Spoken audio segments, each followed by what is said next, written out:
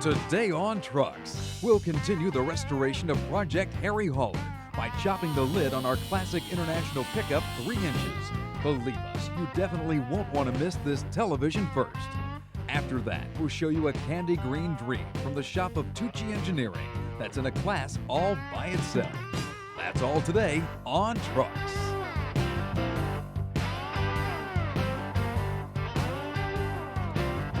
Welcome to Trucks, everybody. In the past few weeks, we upgraded the front and rear suspension on Project Harry Hauler. Just last week, we showed you how to put together a blower motor we're going to run on our 34 International. This week, we're going to take you step by step through some custom work that absolutely scares most people, and that's chopping a top. Now, since we're after a 60s gasser look with this one, we can't leave the top just stock. Let's face it, nothing has the visual impact of a hammered lid. Keep in mind, this project is definitely a handful, but doing it yourself will save you a ton of money, and you'd really be surprised once you understand the basics how few tools it'll take to complete a job like this. In fact, all we're going to need is a hacksaw, sawzall, and some tin snips, as well as a good set of body tools and grinders like we got from the Eastwood Company. Of course, having a welder goes without saying. Now, at this point, let me bring you up to speed on what we've done so far. Now, these old trucks from the 30s have a wooden inner structure that's almost always rotten, like ours was. So we tore it out and we're going to replace it with steel when the chop is done. Now, before we can do the chop, we had to build this lower framework that'll support the cab and the doors. Once I get this cross member in place, I'll have Mel cut a couple of supports that'll run from the cross member down to the inner door jamb.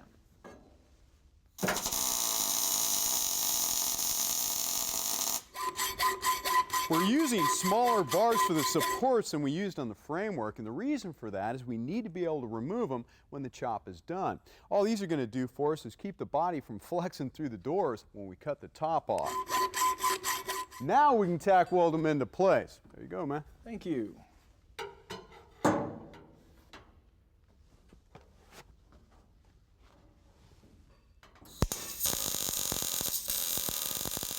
Now, as you can see, there is a lot of prep work involved to chopping a top. Basically, we had to build a whole new inner structure to get these door seams to line up perfect. Now, a word to the wise here. If you're working on an old truck or something brand new, if your door seams aren't lining up, stop. You got to get those right first before you do any slicing. If you don't, you're going to have a heck of a time getting things to line up later on. Now, once your door seams are right and the body's properly stressed, then you can lay out the marks for your chop. But before we can lay down those marks, we got to pop the glass out of these old window frames. Keep in mind, the frame's got to be cut down as well. After we have the glass popped out, we need to slide the frames back in place to make sure we have the right measurements for them too. Now it's time to start laying out the chop. We're going to go 3 inches because it'll look really cool. We're going to use this 3-inch wide masking tape to lay out the pattern. Now, since we don't want to lose the unique shape of this back window, we're going to take our chop through the window in an area where this top piece and the bottom piece are the most vertical of each other. This way we won't have to do a lot of extra metal work when we weld them back together. For the front, we definitely want to keep the function of the flip-out windshield. So we're going to make our mark above the bracket and then back through the door. Now you can use the tape as your guide, but as you can imagine, if you get into the edges of the tape with your saw, you're going to lose your cut line. So a really neat trick is to take a can of spray paint and just shoot around the edges. Let it dry, peel it back, and you've got a perfect guide to go to work with. Finally, we can start cutting on this thing. Now, it's important to cut the top line first because it's a lot easier to make the second cut and remove this piece with it still attached to the body, not the top.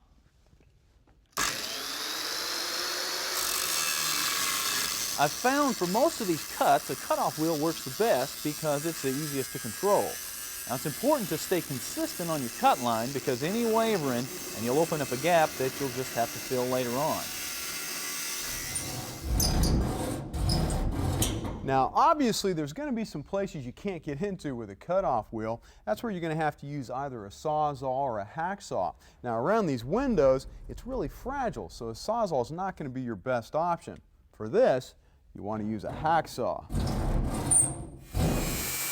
After you get it started, then you can finish the job off with a cutoff wheel.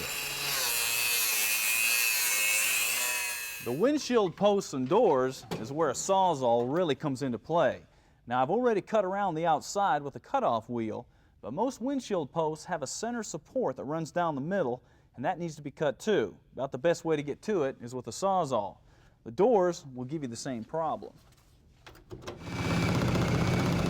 Because of their thickness and the fact that these are 90% wood, makes the sawzall the perfect tool. Well, now that we've made all our cuts, it's time to get the top off. Where are we going to put this thing, man? How about over here where we won't fall all over it? Perfect. Hey, Stace, you sure we don't want to turn this thing into a convertible? Well, that's tempting. Nah, it's going to look too good with a chopped top, though. Yeah, you're right. We need to take a break right now, but don't go away. We'll be right back. I sure hope you know what you're doing at this point, buddy. Well, you know, I read a book once.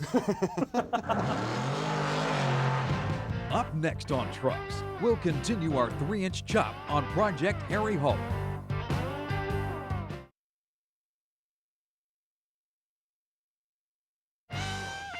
Just can't get enough of trucks?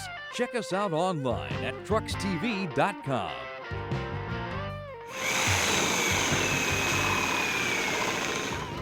Welcome back to Trucks. Now, if you're just joining us, we're right in the middle of whacking 3 inches out of the top of our 34 International, which means we're way beyond the point of no return. But before we go any further, we want to give you some more pointers when it comes to cutting. Now you can see why that tape we used before is so important.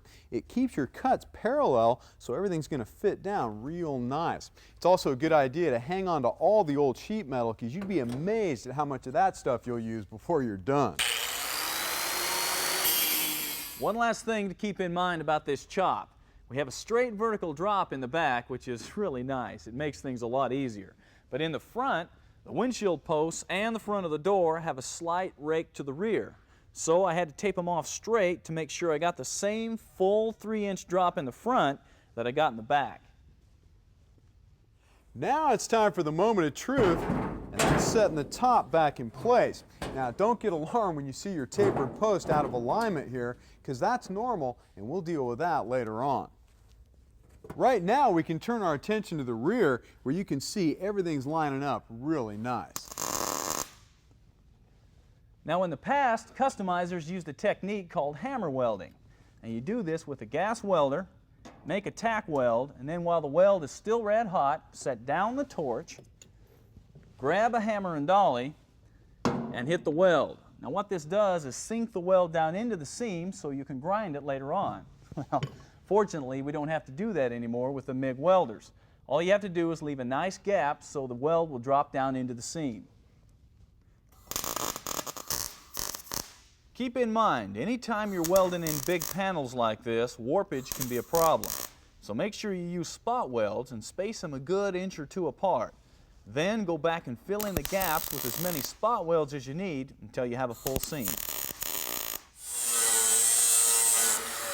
Grinding's an area where a lot of people make mistakes, because you can generate enough heat with a grinder to warp the panels as well. So the idea here is to go slow and easy, moving around. That way you don't get too much heat in one spot. Now we're going to use these flap wheels from the Eastwood company that will allow us to grind and finish in one step without gouging the metal. While Mel finishes up the back, I'm going to get started on these windshield posts. Now, like we told you before, these aren't just going to line up when you put this top back on. It's your job to make them fit. Now, there's a lot of different ways you can do this. You can come down here and cut the post and tilt it back. Of course, that's going to take a lot of metal work in the cowl and in the door. Or you can come up here, make a couple pie cuts, and tilt this post forward. Now, if you don't want to lean the posts, you can make a cut all the way across the roof, move the front section forward and line it up, then make a filler panel and weld the top back together. Fortunately, we don't have to do any of that because our windshield frame is bolted to the top. So all we have to do after we unbolt them is move them forward and weld them in. Of course, one of the biggest challenges when it comes to chopping a top is that no two are the same. Now, I know a lot of you guys are sitting out there thinking, these guys got really lucky with this one, but don't kid yourself. There's still plenty of metal work to be done. And while Stacy's digging into the post, I can get started with the windshield frame. Now, the first thing we need to do is cut it down using the marks we made earlier. Then we can mock the top half into place to make sure it's going to fit. Now, as you can see, by pulling the windshield forward, we opened up a gap up here. So what we're going to have to do is make a filler panel for that just to smooth everything out. Speaking of smoothing things out, we need to pay some bills to keep the accountants happy. Don't go away. We got more trucks for you right after this. It's looking good, man. Oh, this is going to fit well. Later in the show, we've got a pickup for you that'll turn you green with envy. But up first, we need to finish chopping the lid on Project Harry Hauler.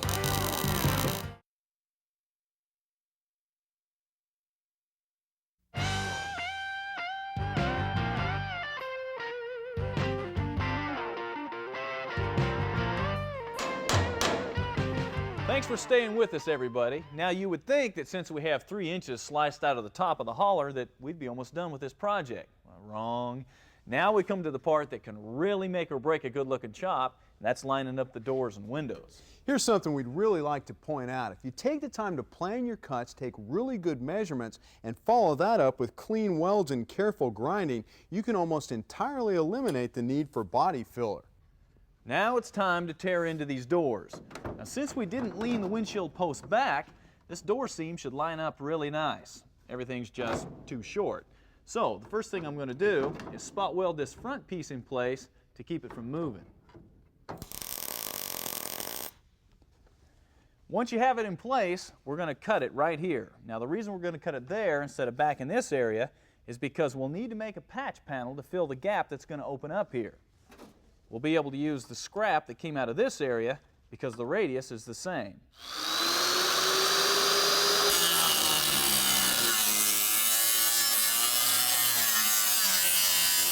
I'm using some creative bracing and a welder's magnet to hold everything in alignment.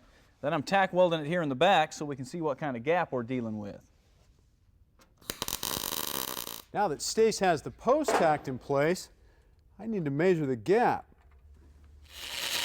Then we can take one of the pieces of scrap and cut out the filler piece. Now, don't be surprised if you have to do some extra filing and grinding to make this fit. Here's that filler piece, Dave. Thank you. Now, a lot of you guys might be tempted to fill in an area this small with just a whole bunch of weld. That's not the way to do this right. You'll have a lot of warpage because of excess heat, and you'll have to do a lot of excess grinding. Now, slide the piece into place, make sure everything's lining up, then weld it in place. Once everything's welded in, we can dress down the welds and the outside of the door is finished. But keep in mind, you also have to weld up the inner door to get the proper strength. Now on the Harry Hauler, the inner frame is wooden, so we're definitely going to have to replace that since you can't weld on it. The last thing we need to do is deal with this rear window. Now, because of the shape of the window, it pinches a little tight here in the corners. Now, there's a couple ways you can fix that. You can come in here and make some pie cuts and then bend the ends in until everything matches up. Or we can take this scrap piece that we cut out and graft it in. Now, that's better because it already has the right contour. Now, you use the same techniques we did on the top of the door. Cut out a piece, weld this in, finish it up with a little hammer and body work until everything matches up like it should. Well, there's no doubt the old 34 International had some very cool lines the day it rolled off the assembly line. But to turn our classic ride into the Harry Hauler, the lid just had to be hammered. And we think 3 inches was the magic number. Sooner or later, everybody's going to use some silicone sealant for one reason or another. The problem is, once you're done with it, you need to try to clean the goo out of the tip or leave it there and it hardens, and then it's almost impossible to get out. That's why most people use these tips one time and then throw them away. Now, a neat trick is to take an old spark plug wire with a straight boot, cut the end off. Now you have an airtight cap to keep your silicone from drying out.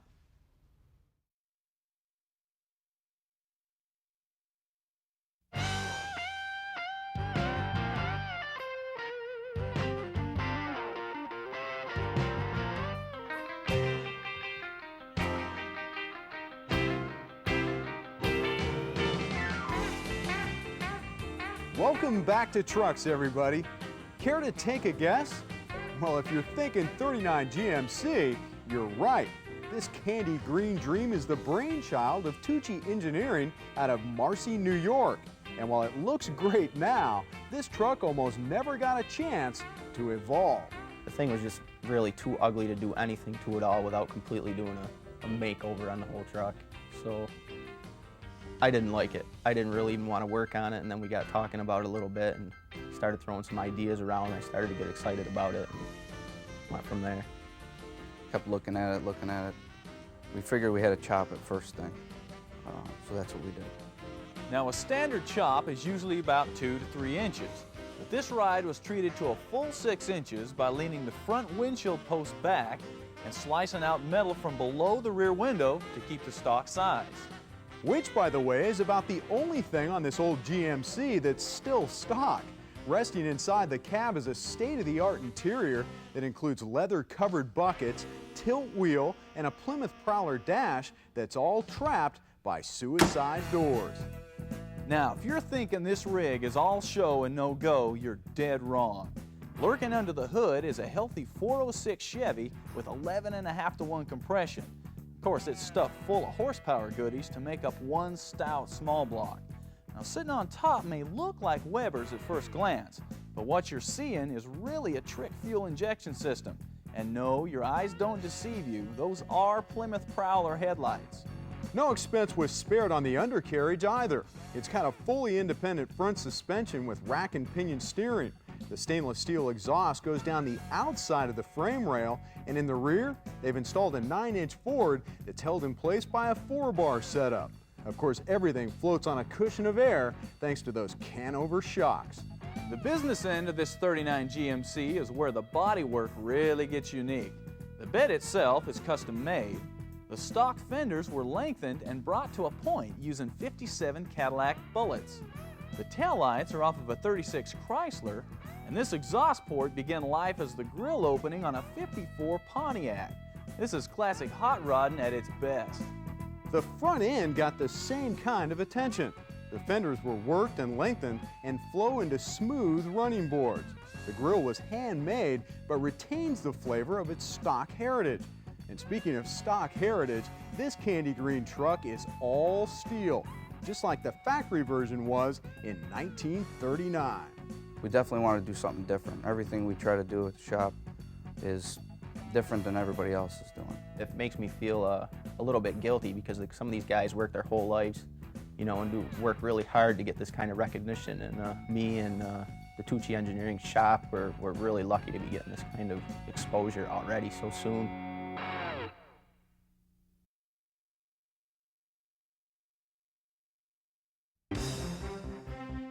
And now truck gear, parts, tools, and equipment for pickups and sport utilities. By now, just about everybody should know that a bed liner not only protects the bed of your truck, but also increases its resale value. Now, you can have it done by somebody else, but the folks at Duplicolor have come up with a do-it-yourself kit that you can spray on or roll on. It not only improves the looks of the bed of your truck, but leaves a durable non-skid surface that protects against scratches, weather, and rust. Get some extra life out of the bed of your truck with a little help from the folks at Duplicolor for about 60 bucks. The age-old question when you're working on an old rusty truck is there a good penetrating oil for breaking loose rusty bolts? And the answer is yes. It's called Aerocroil from Kano Laboratories. Now, this stuff has a creeping agent in it that allows it to seep into areas tighter than 1/1,000,000th of an inch. Then it dissolves the rust so you can take the parts apart. Now, Croil is so good, it's used by everybody from GM to Caterpillar on their assembly lines. Get yourself some Croil for $6.50 a can. You know, you don't have to own a classic ride to get the most out of the absorber from MG Clean Tools. It's more absorbent than a towel, less expensive than a chamois, and dries without scratching. It's also machine washable and will last for years under normal use. Heck, you can use the absorber for anything you'd use a towel, chamois, or even a sponge on. And by the way, you don't have to settle for just one color choice either. MG Clean Tools offers 6 choices for under 12 bucks a pop. That's going to do it for Truck Gear. Here's a preview of next week's show. Next week, the guys take a brand new two-wheel drive Ford F-150 and make it a pre-runner. After that, you'll be inspired by the never-give-up attitude of off-road racing champion Evan Evans. Then it's back to the truck shop, where Stacy has some U-joint and drive shaft tech to fill you in on. That's all next week on Trucks. Well, that's going to do it for this week's show. We appreciate you hanging out with us. Yeah, we're looking forward to trucking with you again next week. All right, put some fire to this thing. All right, let's see what it'll do.